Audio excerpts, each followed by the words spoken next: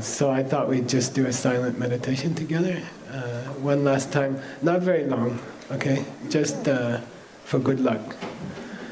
All right. So this time, get off the train where you want to. Okay? If you want to stay in the past life imagination, or you'd like to bring different teachers, or okay? I encourage you to go up through the same 8 levels, but you can kind of stop where you want to stop, okay? It's your meditation, all right? I'll give you a little bit of warning when we're going to conclude the meditation, in case you want to bring the teacher into your heart or something like that, okay? So I don't think you need to record it because I'm not going to say anything. But if you want to, it's okay. Okay. Okay, here we go. And then slowly open your eyes. Take a stretch.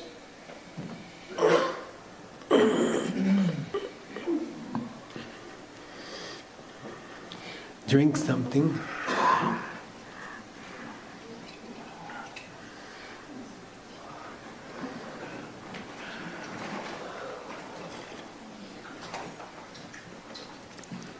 Any last questions? Nope.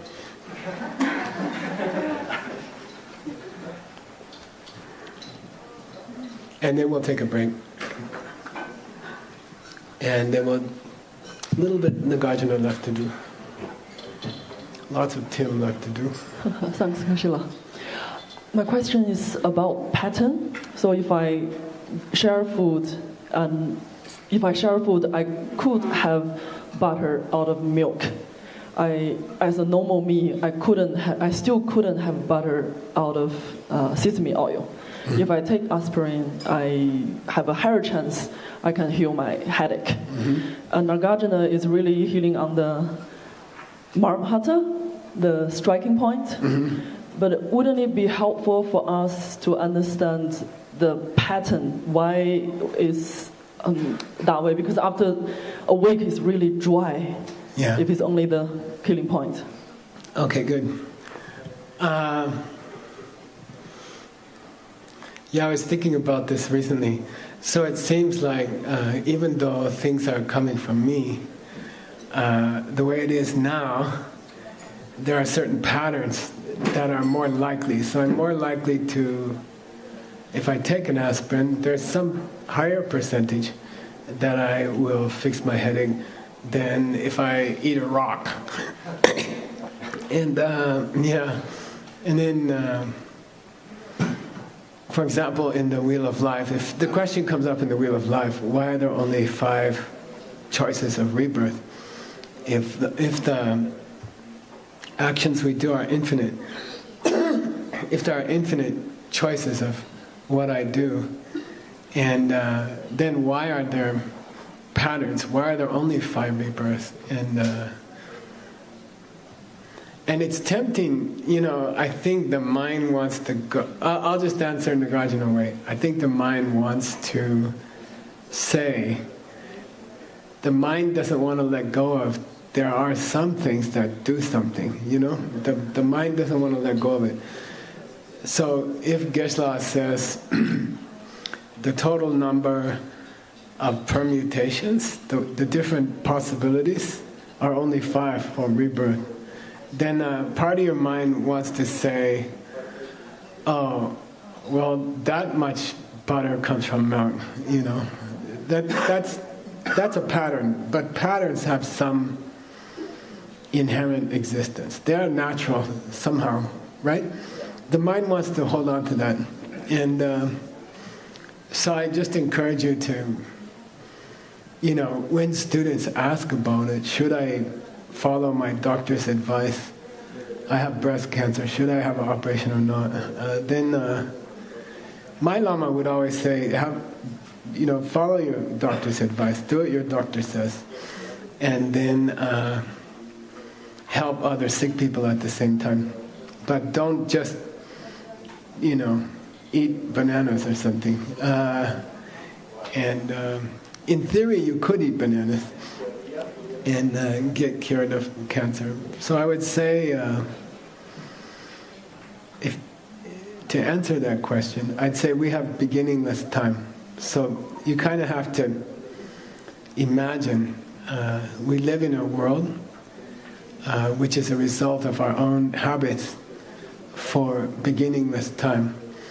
And maybe in the habits you've had recently, the last few million years, milk comes from, butter comes from that kind of milk. Things do come from other things in the world you have created for the last few million years, or something like that. But it doesn't have to be that way. And a lot of it we're gonna talk about it today. So today he gets into names. It's kind of Stanley's child's nickname. Yeah, I was kind of like, don't teach that, Stanley. I'm gonna teach that today. So let's see how that goes, okay? But you're on a roll for the last few million years, and it looks like there are patterns, but I don't think they have to be like that. Yeah. There's the pee-pee school and there's the question school. Okay, two more. These two ladies. How's that? Okay, and then we'll see how fast I can answer. Thank you, Geshe. Welcome. I have a question about lion's dance. You taught us that Talk louder so they can get it on there.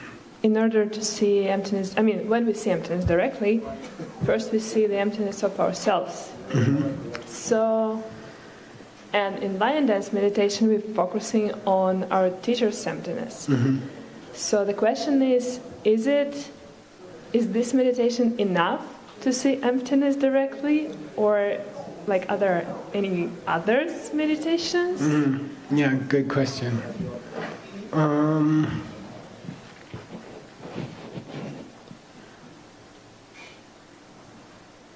Yeah, if you can come to DCI level 7,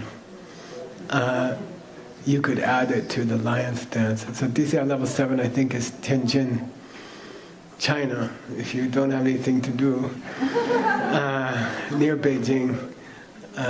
We'll be doing level 7. But what's very powerful, if you would like to charge up the lion's dance, it's the teaching on Chi-Che-Dat, okay? Chi-Che-Dat. Chi-Che-Dat means you could, while you're watching, sorry, it's those green drinks. Coffee's better.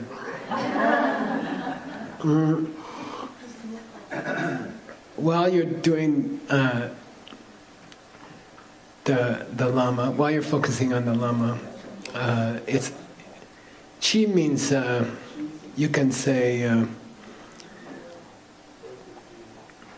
Let me think about it. Cars plural. Cars as an idea. Car. Okay, and the way we teach it in DCI level 7 is car. Okay, and then we have a joke that started in, what's that place outside of Hamburg?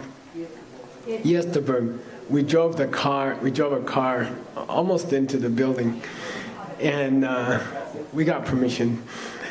And then we had people stare at the car for 5 minutes. And what's the difference between the idea of a car in your mind and a car that you're standing and watching, right?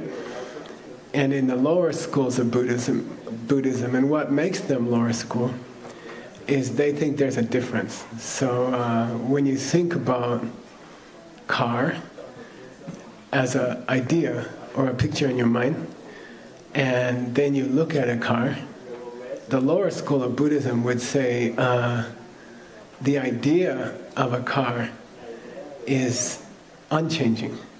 It's an archetype. It's an ideal car.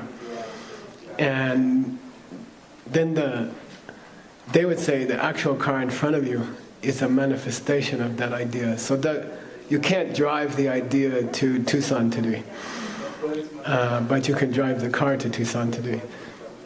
Then the higher schools start questioning what's the difference between those two, okay? Car and your car, or a car that you're going to drive in today. So while you're driving today, you can think about that. Don't get in an accident. But you could go there with your teacher, and then that would be closer. Okay? How's that? All right. Your teacher is an object of the misunderstanding which creates the wheel of life, because it's part of you. It's yours, your teacher, right? So it's me, it's mine. It's the mine of me and mine. Okay? So it's coming closer.